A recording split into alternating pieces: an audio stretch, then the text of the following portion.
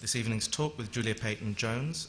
It's part of an ongoing series looking at contemporary clients and patrons. The idea struck us last year when we invited Dominique Boudet, who presented his home, the Villa dal Ava in Paris, which was designed by OMA and Rem Koolhaas. After the talk, one student came up to me and said, quote, "Clients like Dominique must be even rarer than architects like Rem," unquote, which I thought was an endearingly honest and provocative statement. Somehow, architecture schools have the so-called liberation to imagine projects without the actual pleasure and pain of having real clients as such. So, if we are to follow Marco Frascari's analogy, a building without a client is like a child without a father. It's either impossible or an immaculate conception. Edith Farnsworth's account of the house that Mies built for her is an altogether more torrid tale than the one he's bequeathed to history. Ditto for the Frank family, who commissioned Peter Eisenman to make them a home at a time when Eisenman was undergoing the most intense form of psychoanalysis known to man. The family's own therapy surfaced in a book they subsequently wrote called The Client's Response. So, there's a history of things, of buildings, of ideas, and of cities yet to be written, which is from the client's point of view. They are, to differing degrees, the silent authors of significant works.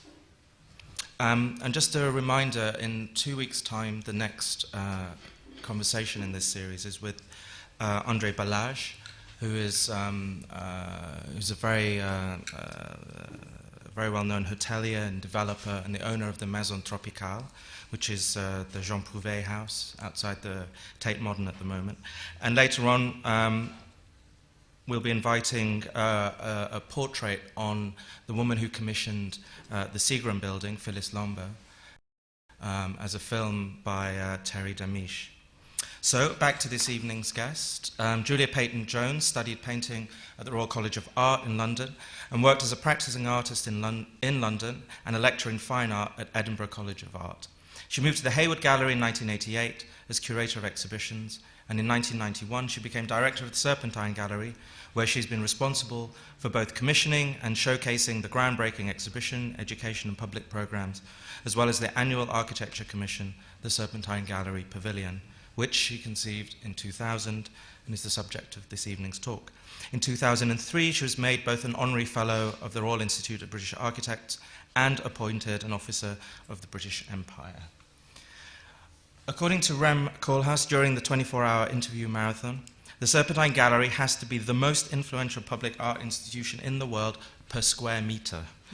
And it's this schism between the physical size of the Serpentine and its abstract size as a venue that thinks about expansion in very different ways that perhaps makes the Serpentine and the AA very alike. So, please welcome Julia Peyton-Jones.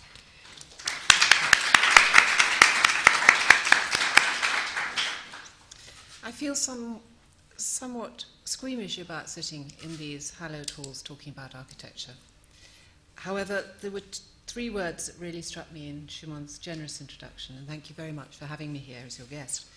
The three words were pleasure and pain, because one of the things about being a client, one of the things about being a director of a public institution is there is an immense amount of pleasure, but also from time to time pain. And we are at the very beginning of our annual commission this year, which, as you may know, is going to be designed by Frank Gehry. In fact, it has been designed by Frank Gehry. And to make it a little more tempting, I took the slide out of his proposal, not to cause pain, but really to maybe allow ourselves a little room for manoeuvre in the process of design and realization. I think we are different as clients, and I've got a long lecture here, but I'm going to start maybe not quite at the beginning, but what really occurs to me.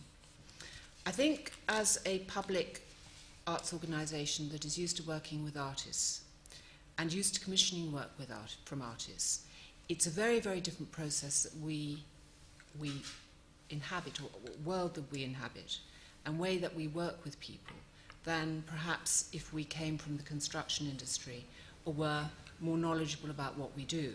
And although it used to irk me very much indeed Peter Rogers, Richard Rogers' brother, who is one of our advisors, of which there are very, very few, I may say, for the Pavilion, calls us an amateur client, which really, really annoys me after 9 years of working on the Pavilion. That being said, we are amateur, and it gives us an amazing sense of freedom because we don't quite know what the boundaries are, what would be the right way to do it, so we can make it our own way. And I suppose of the lessons that we've maybe learnt as we've gone along, completely going into this as uncharted territory, we have had to learn how to do it in our way and use the tremendous experience of working with artists as our guide. The project started in 2000, and this is the Serpentine Gallery, for those of you who don't know it. It's a building that was completed in 1934. The architecture is not distinguished in any way whatsoever, although we thought for a long time that it was. Designed by somebody called Sir Edwin Lutyens and dated 1912. It's in fact the architect was the chief architect in the local city borough, so nothing distinguished. It was designed as a tea pavilion, and the orientation of its rooms still remain today as they were laid out as a tea pavilion. And it's unbelievably versatile as an art gallery. And when we renovated the building in 1998, when it was completed, one of the most searingly awful professional experiences of my life, I must tell you. We kept really everything in terms of the layout of the gallery is the same. What we altered, we had to steal space from wherever we could because we couldn't increase the footprint of the building. And that we did in a wide variety of ways. I should say that the architects were John Miller and Partners, and they were fantastic.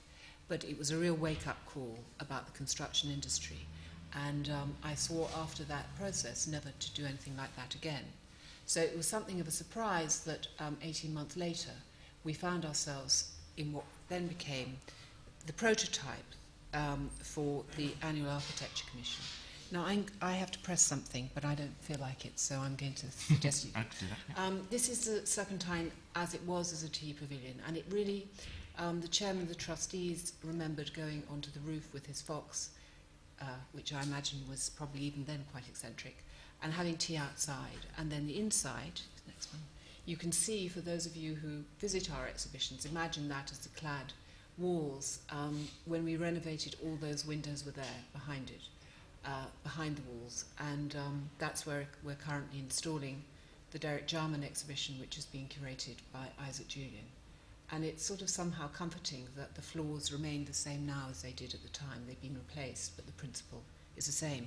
It's unbelievably good as a place for displaying works of art. Just going on to perhaps commissioning and commissioning artists, this is a work by Richard Serra made especially for the Serpentine and installed before we renovated.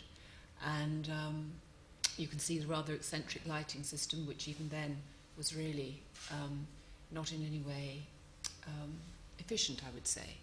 And he really played with the space with these extraordinary wall drawings that really, of course, changed the architecture, changed how people moved in it. And working with somebody like him, and indeed many other artists, okay, keep going.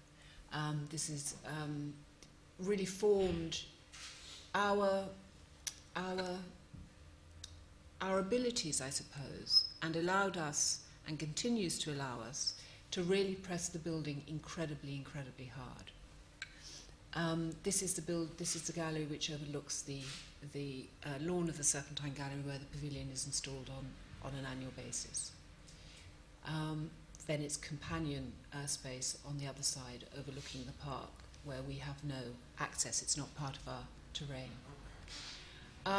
Before we renovated, we asked the British artist Richard Wilson to really do what he wanted with the architecture as a way of having some kind of freedom before this complete transformation. And he punctured the fabric of the building in a number of different ways. And none of these projects at the same time seemed particularly difficult to do. I'm sure they had their problems, but they were a way of continuing to push the boundaries of what we could do and what we could encourage artists to do that seemed to us incredibly important. and of course the porter cabin was then what we lived in for a period of 18 months while the building was being changed. These are examples of the same project. I mean, the floor was destroyed, and we closed soon after. So Julius, was this because obviously there's a huge example of this kind of work now in Liverpool, that they're also now campaigning to try and make permanent that was originally meant to be temporary. Was this the first time Richard had done this kind of work to a building? Was this the first time that he'd done this? No, but it was the first time possibly he'd had a building which he could really use in exactly the way that he wanted. And it's also our job to make sure when we work with artists that we can make that possible, as much as humanly possible, I would say. So if we go on, these are all examples of his show. Then this is another example of a commissioning project, whereby it's also another example of how to push this really domestic architecture to its very limit. We invited the American artist Doug Aitken to create one piece of work for the building as a whole. And I encouraged him to use the building from the very top of the weather vane to the basement, a basement that didn't exist before we renovated.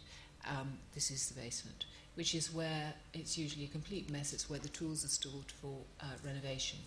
And we reorientated the entrance to the gallery so that people went through a tiny little staircase down into the basement, and they sort of popped up in the exhibition space through a staircase that we created especially. And there's something about scale when you're so restricted by what you can do. There is never an opportunity that you can't explore. And that makes you think very hard about what the possibilities might be. And you push other people, artists, architects, to think hard also. And it was an ambitious project for us. And the sense of complete disorientation was also very, very, very complete. And to commission one work that was complete from its outside as well as its inside was very much part of the thinking behind it. This is slightly coming out of sequence, but it is good enough anyway. It is by the Japanese artist, whose name has thank you. Who took the remnants of the architecture before we renovated and reconstructed the facade of the Serpentine Gallery on the lawn, so that you had this extraordinary skeleton of what existed before, and yet it was forever changed. And the extraordinary thing was the way one really looked at all these very familiar doors, windows, and so on. So they became something completely other. And this was part of a lawn programme that we did for the period of renovation, as well as we had a temporary bookshop in Warren Street, where we showed artists' videos. We had a cafe for the first time. Well, I should say the first and only time in a permanent way over a year's period. And we also were part of this city, which of course the Serpentine Gallery is not. It is really set away in this rather sort of tranquil rural setting in the middle of Kensington Gardens. So let's keep going and see what we come up with. This was the beginning of Zaha's project, her tented structure that she designed for us. And perhaps like all good projects, it didn't begin fully formed. It began as a response, a pragmatic response to a situation that the Serpentine found itself in, because the Princess of Wales was our patron of the renovation appeal. She was due to come to the Serpentine Gallery for dinner, a big gala dinner, and she was killed 3 weeks before the event. Vanity Fair were our sponsors, and as you may know, they are an extraordinary extraordinarily good at giving parties, and they used to fly over for the parties that we did host with them, designers from all over the world, which they also subsequently paid for. So when they stopped supporting the Serpentine Gallery, we wanted to do something that was resolutely different, resolutely about being a contemporary gallery, showing contemporary art, art that would challenge people and indeed our guests, and also in a site that really was fit and appropriate for what we did. And so we invited Zaha to design this extraordinary structure for our lawn where everybody had dinner. But we treated it exactly like a commission in every conceivable way. She designed furniture that we made, and the idea was, because that was the only permission that we could get, that it would be up for 3 days, the setup, the event itself, and then it would be taken down. Because the Serpentine has always done projects whose duration can be incredibly short. But if they're specific, then that has never seemed to me to be anything of a problem.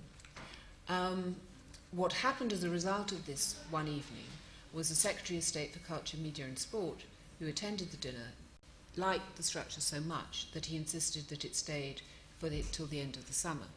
This is actually an image of it when it stayed for the summer rather than how it looked on the evening, and unfortunately it doesn't include images of the furniture, which was absolutely fantastic.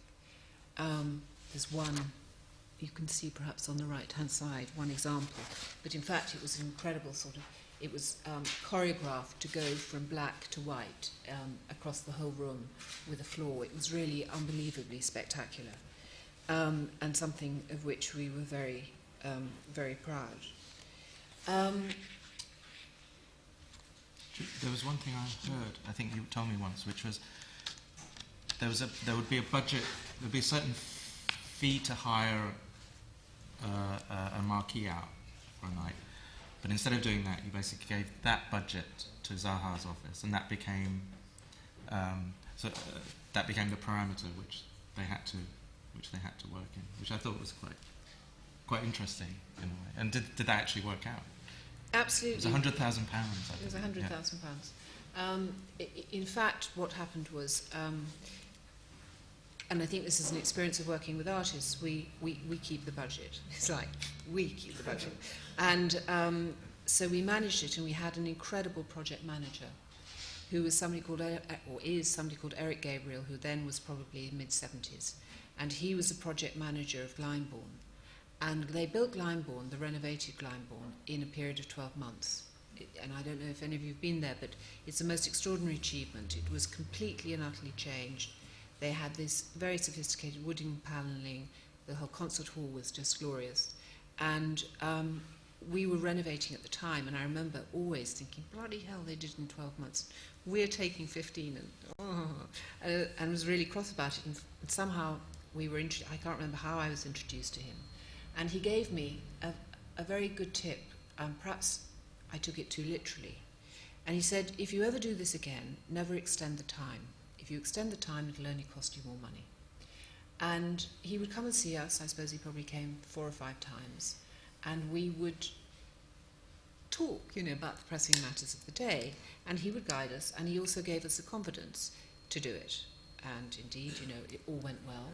Although, yes, it all went well. And what happened the year after that was really a question. Oh, I'm glad we got these pictures because you can see a little more perhaps what it's like. What happened after that was the idea of what would happen if we did it again. And the team quite understandably felt that perhaps it was a good idea not to repeat these endeavours. And we left it very, very, very late to invite Daniel Libeskind. He is there as a practice. They were in Berlin. We gave them 3 months, which was really very, very little time. And it was a fantastic experience. I would say that working with all architects that we've had the privilege to work with has been a fantastic experience. because in each case we work with the principal architect. And I remember going to his office, and they had the same sort of attitude as we did, which was, yes, let's do it. And we had, as we always do when we enter these things, absolutely no money. This is just a boring detail, but the Serpentine only gets 15% of its annual income from the government. We have to raise the rest. We raise 4.5 million a year. For the pavilions now, they have really gone from 100,000 to significantly more than that. But nevertheless, we have to raise all of it. And this was a prototype. It was conceived, it was called 18 turns, and was really like a piece of origami, and it did really turn 18 times. It was conceived as a flat pack. It was conceived as a limited edition, if anybody wanted to buy it as a limited edition. And it was gloriously simple, the most successful, I think, from the outside rather than the inside. But it really showed us that we could create this extraordinary form in a way that really worked for us, and it was perfectly possible to operate it. Well, just for us to make it happen, and indeed, it did. At that point, the most that we did for the inside of the pavilions, which is not, of course, the same now, is to install a cafe in the centre of the structure, and to use it for a series of events called the Park Nights programme that really built up to what they are now, which is, I suppose, perhaps what the highlights of these programmes, which was the 24-hour interview marathon that Rem Koolhaas and Hans-Ulrich Obrist did together, the co-director of exhibitions and programmes at the Serpentine and director of international projects, and then last year the experiment marathon. The timing of the Liebeskunst Pavilion was interesting, wasn't it? Because at that point his project for the extension of the V&A was still just alive, wasn't it? So in a way the pavilion became like a mini display of what he could possibly do had the V&A had the courage to see the project through. Yes, you're absolutely right, and I suppose what I haven't said is the pavilions are our way of displaying into the work of international architects who at the time of our commission had not completed a structure in the UK. Actually, Libeskind had a project on site in Manchester, the Imperial War Museum, but it wasn't yet completed. And so he just sort of, we got him in under the wire, so to speak. But it really is this idea of the public experiencing in a built form the work of contemporary architecture or contemporary architects, and to really also, in a very pragmatic way, to extend what we might do every year, so that we don't reinvent ourselves by creating a new wing. We commission a pavilion, and that adds a whole other extension to our life and what we can do. And the experience of being at the Serpentine in the winter and summer months is absolutely fundamentally different. You've just gone on to the next. I should also say that we ask everybody to work for free. People are fantastically generous with their time and expertise. And I'm better now at asking for this than I used to be. And I remember in the early days that there were a few raised eyebrows, because we also didn't want to accept a project that had an outing, so to speak, anywhere else. Because this was this is a commission, it's not, and here's one I made earlier. These are work, and I should also say that Cecil Balmond and his colleagues of Arup have been unbelievably integral to this whole project. This is perhaps the scheme for which Cecil is best known in the series of 9, a project that he worked on with Toyo Ito. And it is a riff on the form of the algorithm. These are examples of models that were made in Japan during a design meeting there that eventually ended up, as you can see on the right-hand side, with the Serpentine Pavilion as it then became, in a book that we could certainly not afford at that time, that Ito published himself, and I'm pleased and grateful that he did. Otherwise, these very important working drawings and really history of the project would not have been lost exactly, but would not have been so available for everybody to see. The finish of the pavilion is not something that I ever looked too closely at. I wish in some ways that it was more refined, but they are in a way prototypes for what you might expect. It's not that they're so much about the ideas only, but then the realization is a sort of urgent way of realizing something that is best usually seen between half-closed eyes. And it's more top shop than couture, and none the worse for that. And I say that as an argument against ourselves, because there is always a point when I walk around and better not look. However, the endeavour is a very interesting one, and it is interesting not least because of the way people engage with what we do absolutely immediately, and this idea that people walk into these structures as if they've been there forever. There's no formal opening ceremony per se, and the public just walk in, they inhabit them, and it's a complete and utter mystery to me how something can go from being completely unused to fully operational in a nanosecond, and as though it's been there forever. And the other thing that I think is really quite extraordinary is how incredibly small our lawn is. It's something that throughout the winter months I'm always amazed by, because it is very, very, very tiny. And this idea of debunking all sorts of things about contemporary architecture, that you have to have a huge space, you need to be very rich to commission it, it needs to take a very long time, that that it can't be transportable. All the pavilions that we commission are sold for a number of different reasons. One, it's a part of the eco budget system, and the sale never contributes more than 40% of the cost of doing it. It is, of course, another way to make sure the pavilions have a longer life than the period of one of the Serpentine's longer running exhibitions of 3 months. In fact, it's probably 3.5 months, because the pavilions now are extended during Frieze Art Fair, when, of course, so many collectors come to the UK to see not only the work of institutions, but the work of artists and architects. This is an example of the Part Nights programme in its earlier incarnation, with Richard Rogers talking about his own favourite building that he cited as his parents' house, that he designed as one of his earliest projects, as you know. It was also a collaboration with Ross Lovegrove and a continuation of an earlier project that Ito did with Ross in Japan. So funny looking at them. I feel a mixture of great pride and sort of I can re-experience the feeling of what it was like to be in them, which is a great pleasure, I must tell you.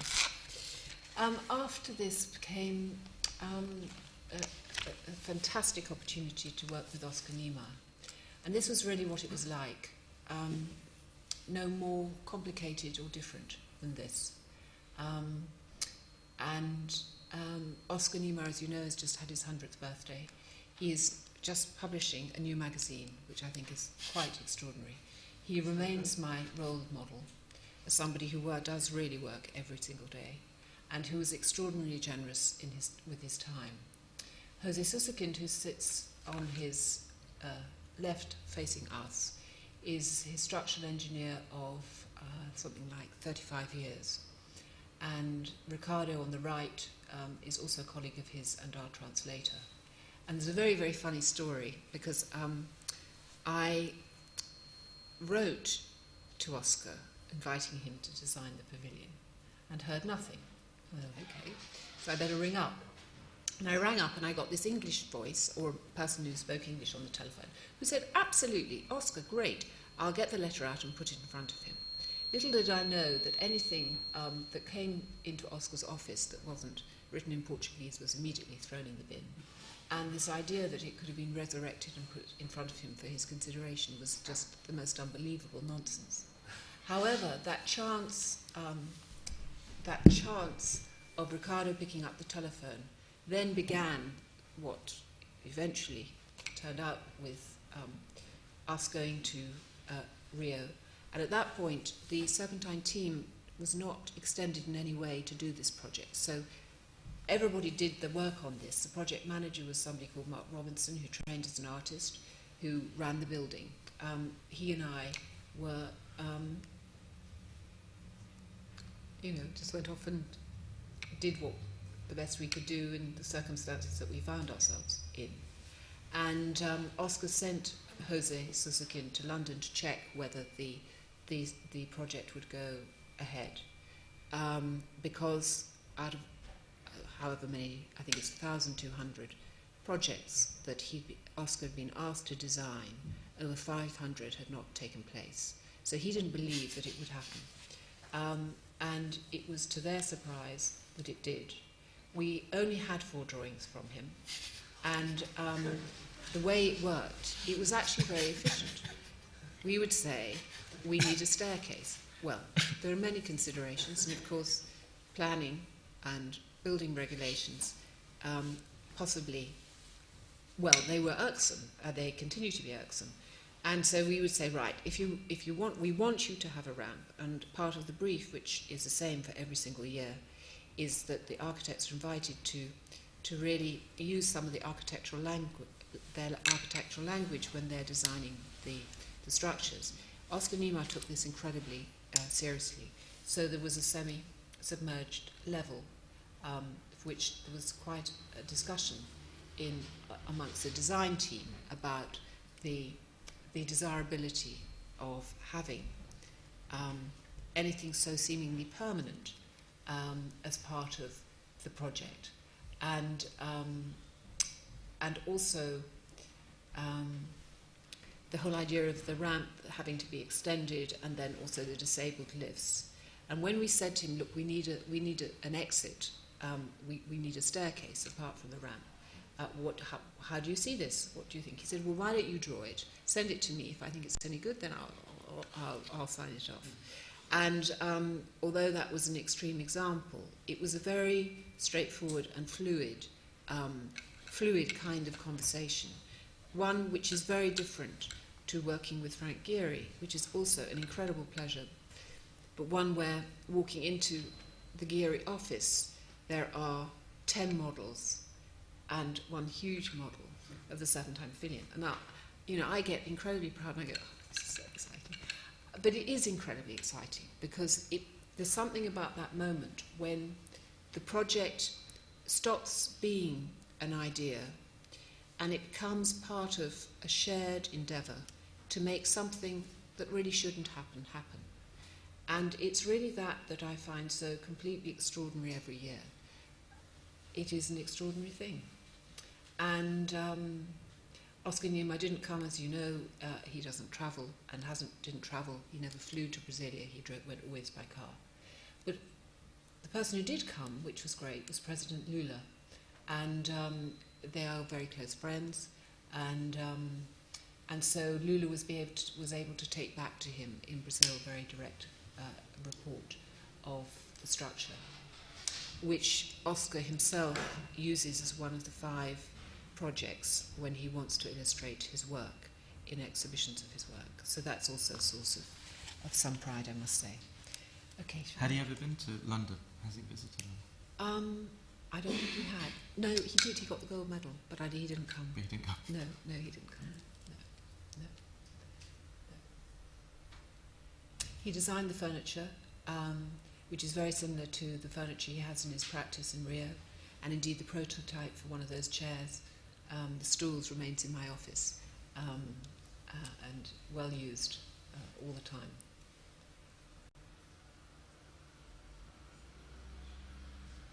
This was a project that didn't take place, and we include it with pride in the portfolio because we worked on it very, very hard. And in the end, what I learnt from this was that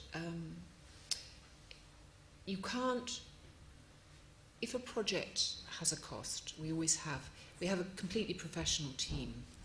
You know, we have cost consultants, we have planning advisors, we have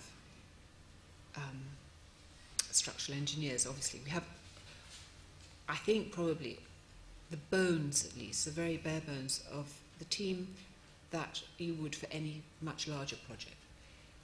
I learned that you can't make amendments to projects and think that they're going to cost less. It just doesn't work like that.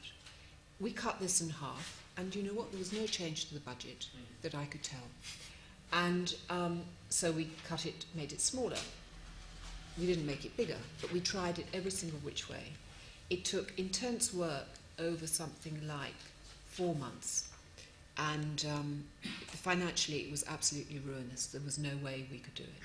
And so with enormous regret, we decided not to proceed because we couldn't, because we didn't think we'd raise the money.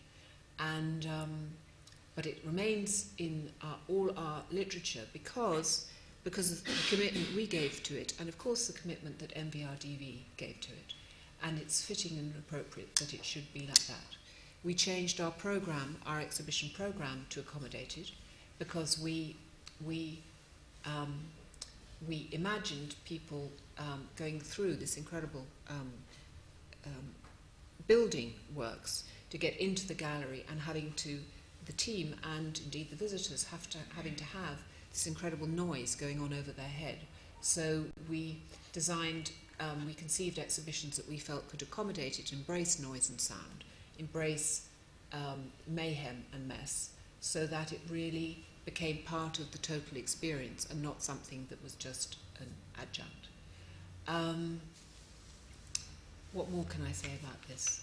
Obviously, it was very disappointing. It involved the Board of Trustees who were integral to the decision to stop it, and it's an unrealised project. And it's not so much that it couldn't be done, it's that it would cost a lot of money, more money than you could have realistically raised. So yes, it cost millions and millions, millions 5 millions. Yeah, which is it is a lot of money, and it wasn't something that we could do. But there was something very, very intriguing after the projects that we'd worked on to date. This idea that architecture would completely, the Serpentine would be completely immersed in the new commission, the new architecture, and that was a concept that I found incredibly intriguing. And also it played very much with the Serpentine as the little jewel, you know, the thing to be discovered inside, all sorts of things. And it did, out of all the proposals at MVRDV, and it was one that they made in the first meeting, that was the one that seemed to us to be incredibly intriguing, and one that we really wanted to push forward, which we did. And for really quite a long time we really thought it would work. In the end it didn't. But we learnt as much from doing that.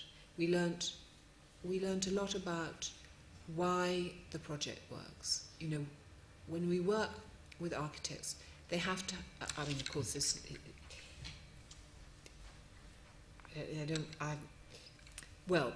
we have to work with a practice that can work very quickly. Actually, not all architects can embrace that. We have to work with a practice that understands absolutely what's required from a building and can deliver it extremely efficiently.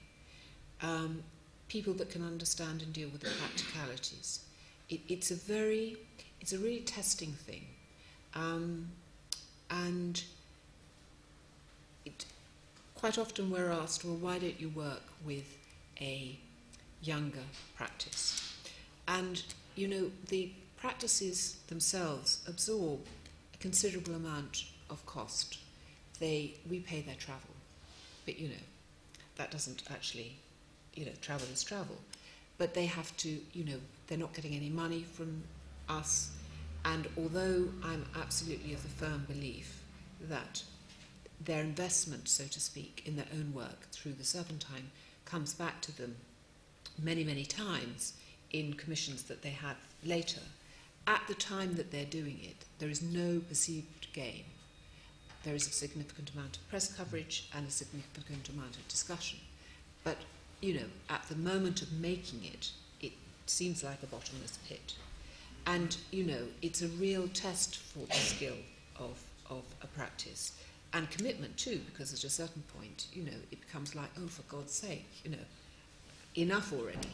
So that was very clarifying, and it did inform how we went forward a little bit after that. So this was Caesar, Alvaro Caesar, and Eduardo Soto de Moura, a design meeting in their office in Portugal. This was a drawing that Caesar did immediately, rather like Oscar Niemeyer. The first meeting, and he was completely and utterly clear. He too didn't travel. He did come. Actually, he never came to London. Eduardo did, and he didn't travel because not because of fear of travel so much as because he was very unwell with a very bad back. Actually, he did come to London. Yeah. Yes, he did. So sorry, I forgot. Very quiet man. Yes. This was something that he felt, which was interesting after the MVRDV proposal, was this idea that he wanted the sense that the structure would in some way engulf the Serpentine, rather than MVRDV, whose mountain completely covered us. He wanted this feeling that this rather amorphic form could sort of lean towards the Serpentine and just take it over. So these were Cecil's drawings. Cecil was key to this scheme, as he was to so many others, and the AGU, the Advanced Geometry Unit at Arup, that really have contributed so much to our work. Caesar also designed the furniture, and this was a very complicated design engineering in terms of wood that really Arabs had to create a whole program for in order to realize the canopy.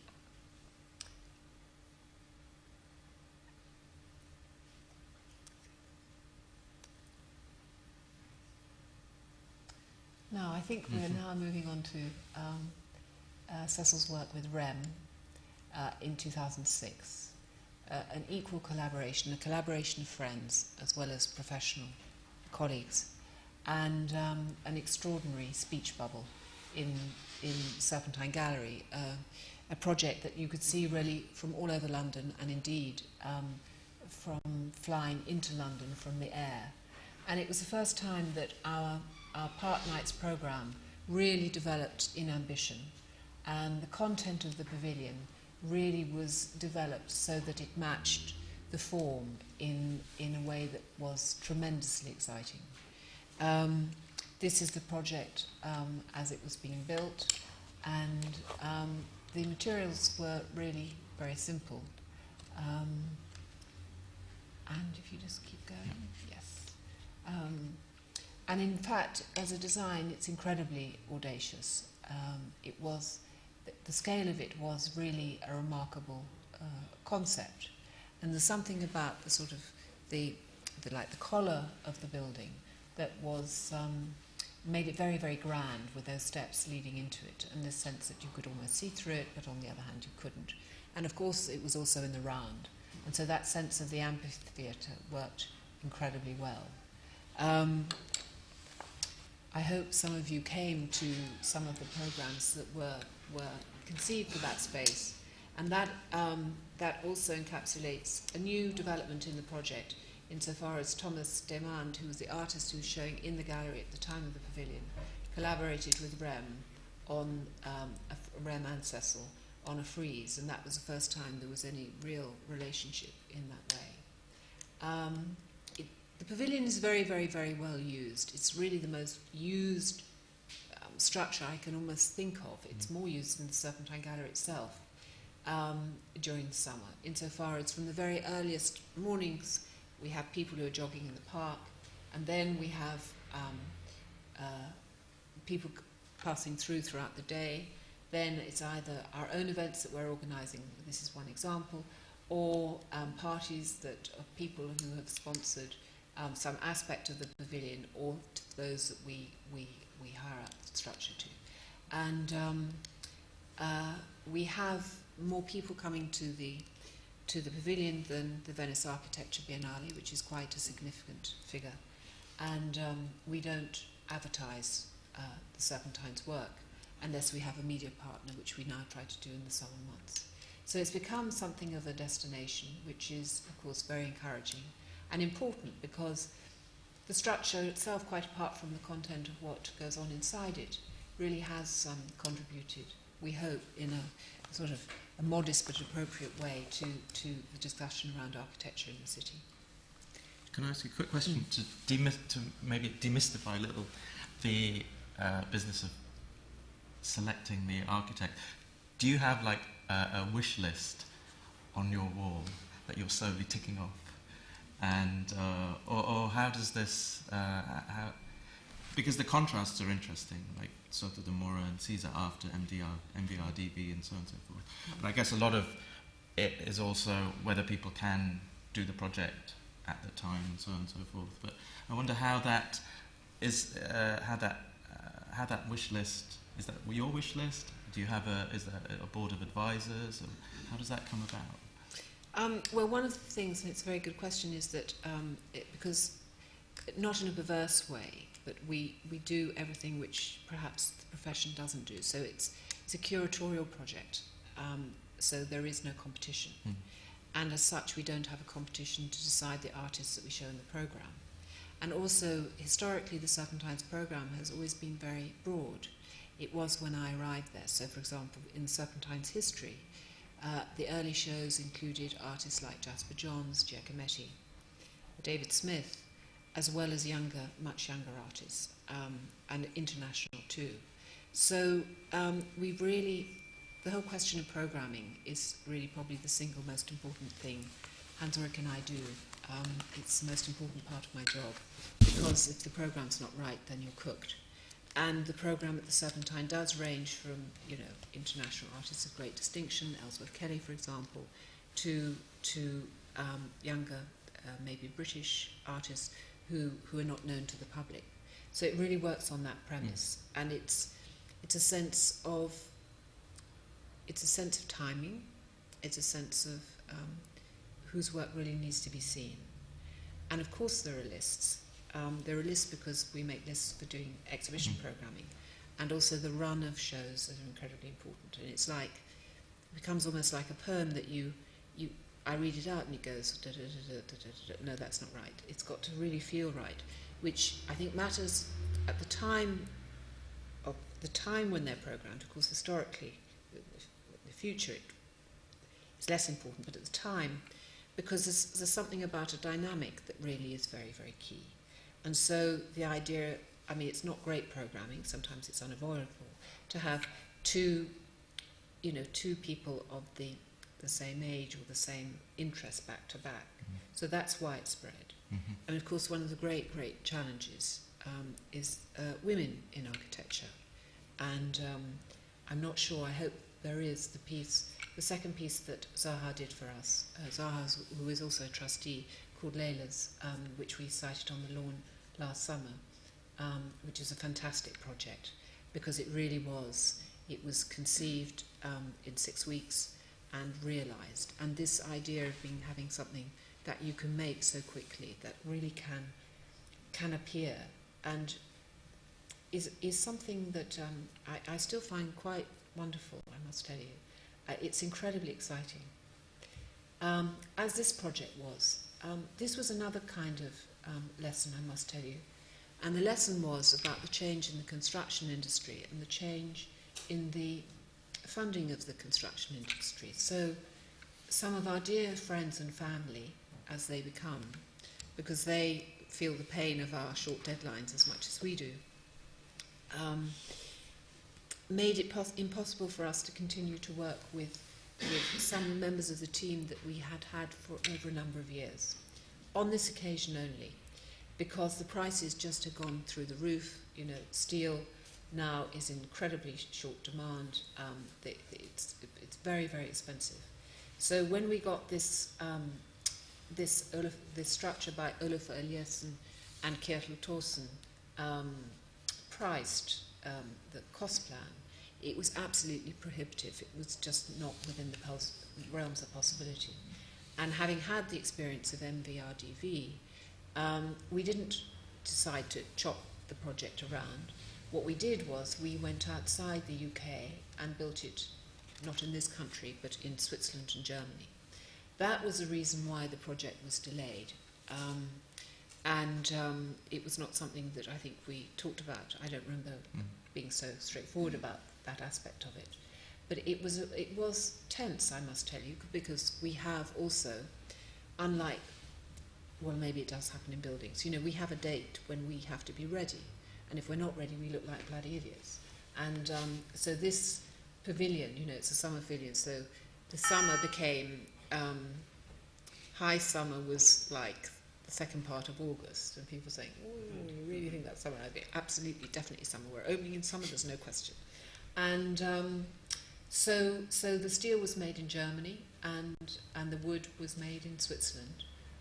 It was significantly less expensive than it would have been if it was made here. And again, it was an extraordinary team effort to make that possible, and it required all of us. Olafur Eliasson's, whose work you may know, the weather project at Tate, which was the incredible sun in the turbine hall. He has a studio of 40 people, of which I think he employs something like 5 architects. And in fact, what was interesting was going to see the division of labour between Olafur and Kjetil was difficult to really establish, although it's true to say that Olafur probably led the project on a day-to-day basis. But then when we went to see the opera house in Oslo that Kjetil has designed, it's his writing is all over this pavilion. I mean, you can absolutely go, there are examples wherever you look. And it was also, it adapted incredibly well for the experiment marathon that took place in it in I think it was August last year, and as a project worked very, very well. A project, I think, not so much loved by architects, as far as I understand it, but very much loved by people in the art world, as indeed Oscar Niemeyer was. And it is a very interesting discussion always about the polarised opinion about these projects. Olafur, I should also say, made the lights in the pavilion that were so much part of the interior. So, go on. Yes, here we are, the lights. And the sort of, if you walked up the ramp, which was an extraordinary lesson in it's a sort of performative work, that every time I walked up there, I used to play a game about how long it would take me, and I always got it wrong, even the week of it closing, because either I judged it too long or too short. But it really, there was a real sense of a journey if you wound your way around the exterior. And a sense of high drama as you look down into the space where, of course, people performed in a wide variety of different ways. It was partly billed as Olafur's first building. Yes, it was. Yes, it was. Definitely. Is he planning more?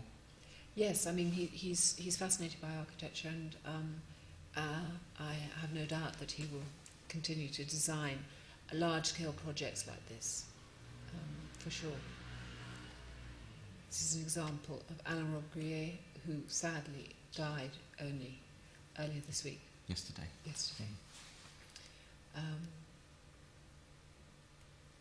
And Zurich and the panel of artists. But these occasions have turned into something which have been really quite extraordinary, and it's a really,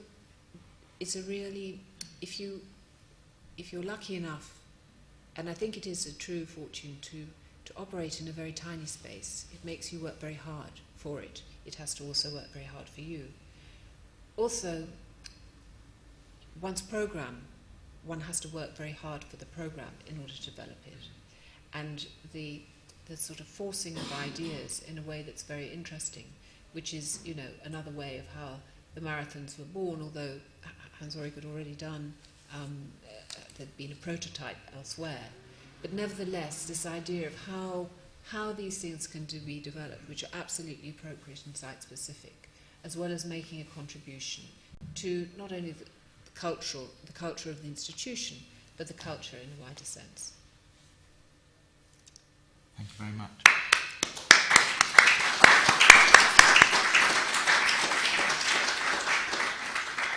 We've got maybe about 7 minutes, I think, before Julie has to run off. And I'll open up to the audience, and if you've got any questions, please put your hands up. Can we get the mic, please?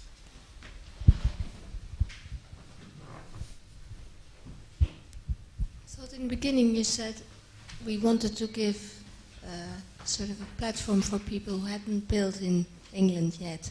I thought that this was your premise, that you wanted important architects who never had done anything in England.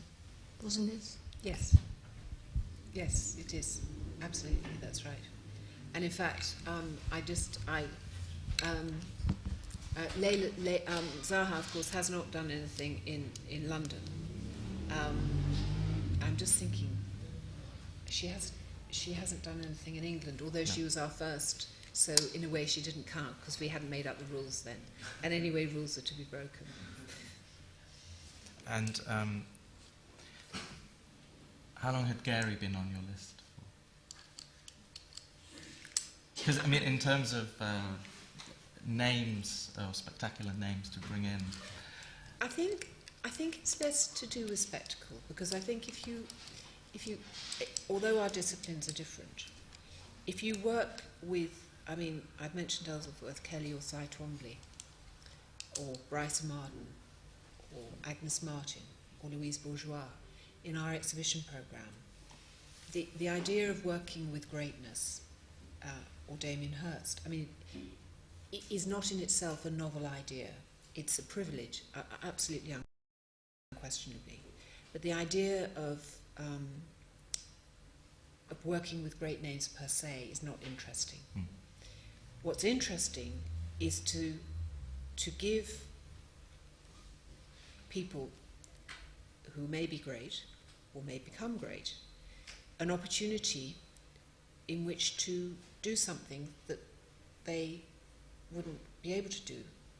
I'll not say anywhere else, but it's an unusual thing because, you know, we have no amenities. There are no lavatories. There are no taps to worry about. There are no light switches. It's a very basic structure.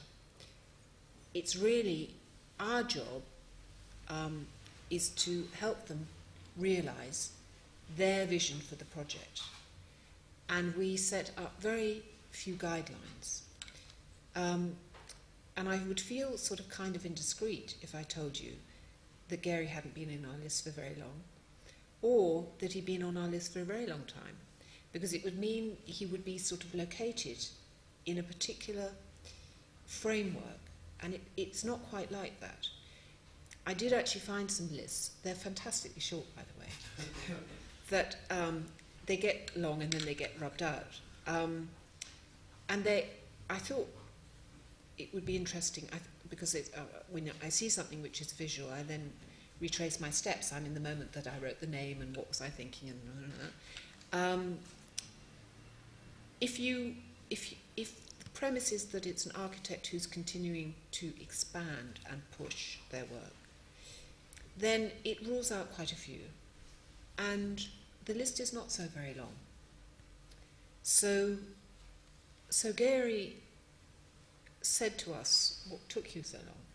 And I thought that was, I decided that since it's in our 9th year, it would be appropriate to say that he was the jewel in our crown. But, you know, the truth of the matter is, it feels right that he's doing something this year, whereas maybe 3 or 4 years ago, it would have seemed perhaps to not make so much sense. Now, you know, we may not be right. It may not be right this year. It might be right next year. But anyway, he is this year.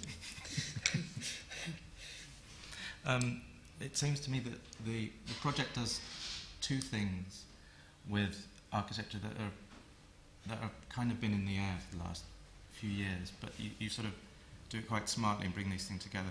On the one hand is to employ, in a way, architecture as part of a kind of institutional program, of which, let's say, the Guggenheim effect is the most blingy that there is, which created a tendency, a short-lived tendency.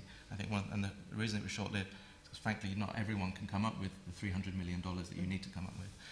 The second thing is the bringing in of architecture as part of an arts institution program, which, you know, even Tate Modern has had a very sort of on and off relationship with, which is maybe going to change now, since Nick Sirota announced last year that they're going to periodically have shows. But there seems to have been, I mean, and something that Barbican has done, I think, very, very well, and the Design Museum has done very well. But I find there's a quote that the director of MoMA said in 1949, which on the occasion of a project that they did, which for me seems is a real precedent of what you did, which is the House in the Garden show. And the first one was in 1949 when they commissioned Marcel Breuer to build a kind of prototype mass-produced house.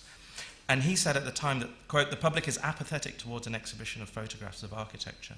Proportionate enclosed space cannot be shown except at full size."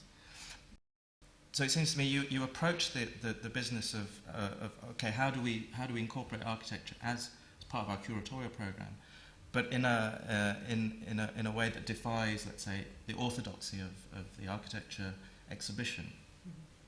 I mean, prior to these projects, had architecture been part of the program at all at the Serpentine? No. Or was this a kind of very cunning and also very innovative and original way to bring that into the cultural program?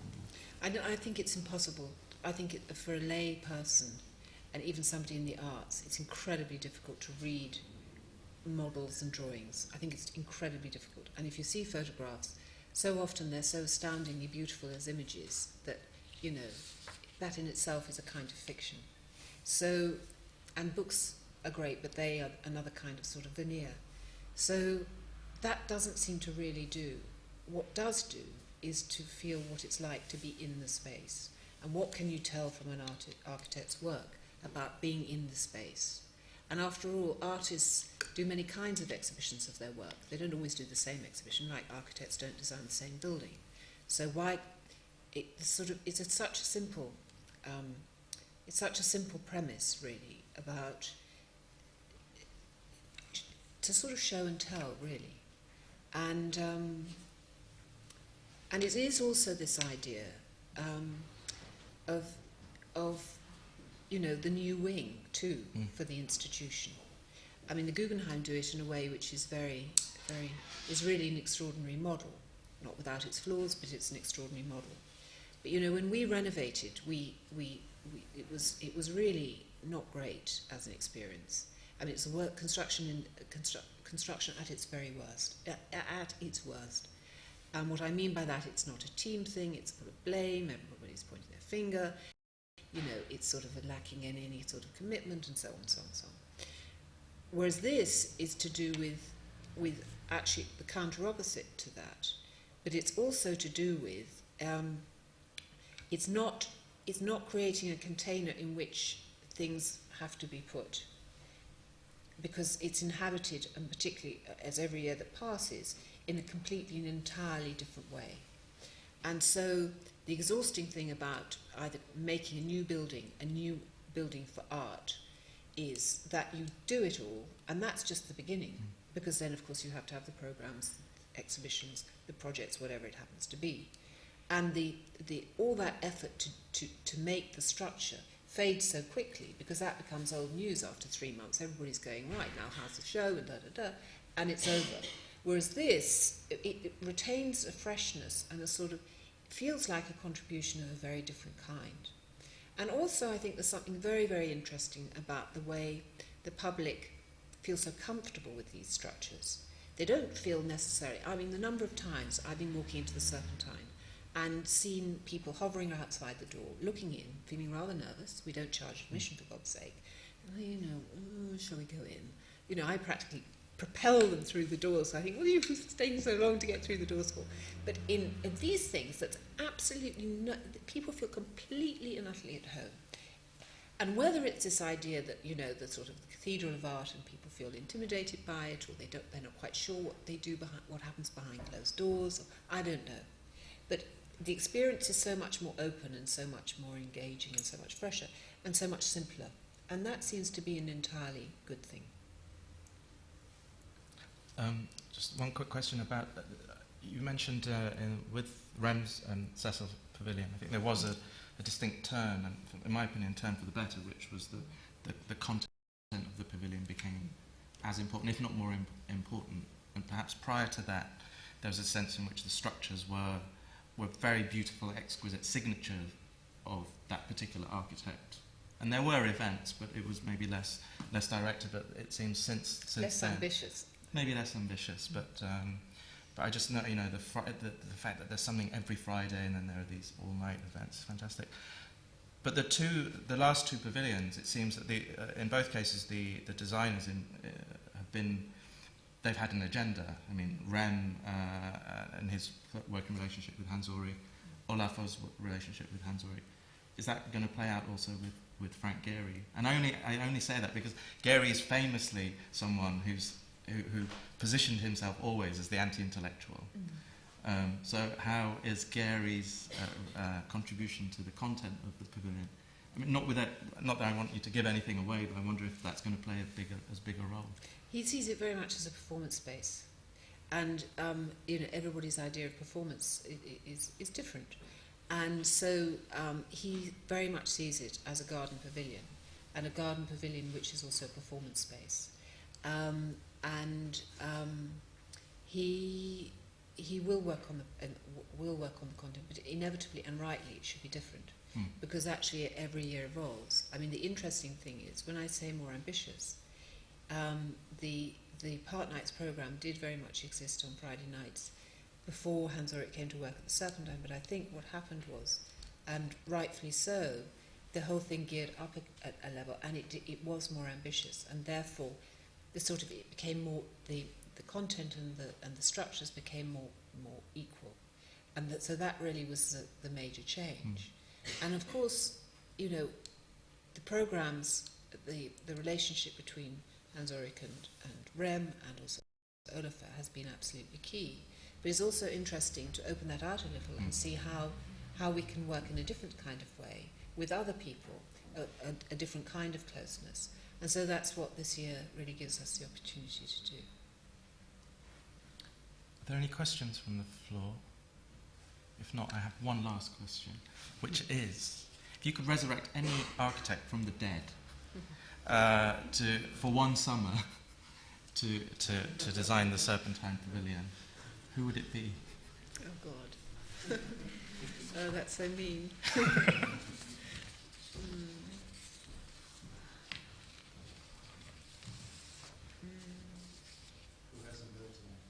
Who hasn't built in London? Oh, for God's sake! You know what? I'm going to email you that, because I feel I have to noodle on it. It's not like you can offend anyone. They're No, dead. No, it's like somebody saying, well, a question that I'm not, thank goodness, asked so very often, but who is the artist that you most admire? It's like, and so it comes rather into that line of territory. But it's a serious question.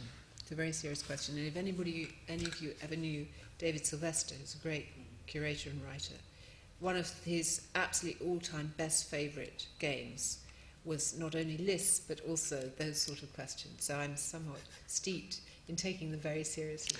Okay, maybe you can answer it the next time we have you back here at the AA. So on behalf of all of us here, thank you very much, Julia. Thank you.